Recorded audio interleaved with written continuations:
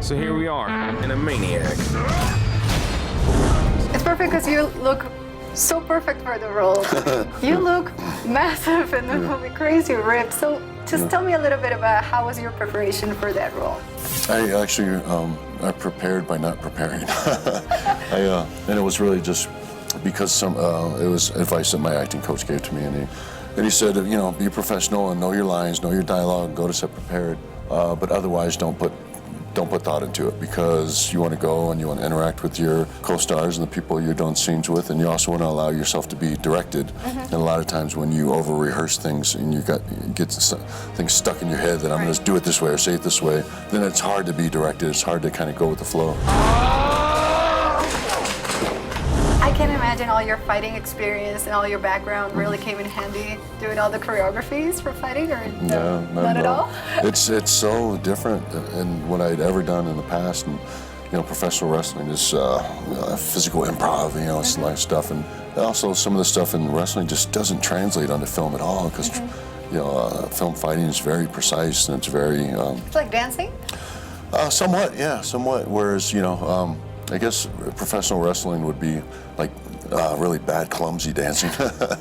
But yeah. Because this time you don't want to hurt the other person. Yeah, well, no, I mean, in neither form do, but in neither form do you want to, you know, hurt the person you're working with. But in film, it's just so precise, and it's just so I mean, everything has to be just so precise, and a lot of it is just for camera angle and stuff. Right. You don't really have to, you know, sometimes you don't really have to make contact with. In wrestling, you really do, in order for it to look real. And a lot of times the cameras are moving to suit us wherever we're at.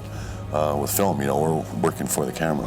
I have part of a plan. What percentage of a plan do you have? You don't get to ask questions after the nonsense you pulled on Nowhere. I just saved Quill. We've already established that you destroying the ship that I'm on is not saving me. When did we establish? Like 3 seconds ago! No, I wasn't listening. I was thinking of something else. Oh.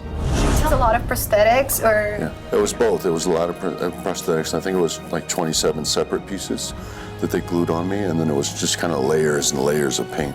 How uncomfortable was it, or? It wasn't bad. It actually felt like, well, I felt dirty. So I felt, you know, but once I got past feeling dirty and grungy, it wasn't, it just felt like I had a tight shirt on. Oh, what the hell? I don't got that long a lifespan anyway.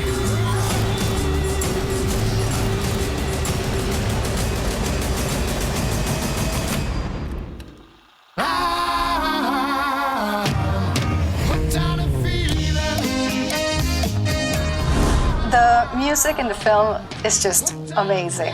How do you feel like this? How do you came up with this whole music thing and put it in the movie? How do you think it affects the movie? Well, it really was one of the things I thought of at the very outset of writing the screenplay. I thought of this Sony Walkman and this cassette tape, and I needed something to connect Peter Quill to Earth and connect him to the mother that he lost, and that is what that music is. That signifies his relationship to Earth and the mother he lost. And I also think it helps us a lot because we're in this strange galactic, you know, landscape with all these weird alien creatures and civilizations. And by having these somewhat familiar pop tunes, you know, beneath it all, it just helps to ease the audience into this strange place.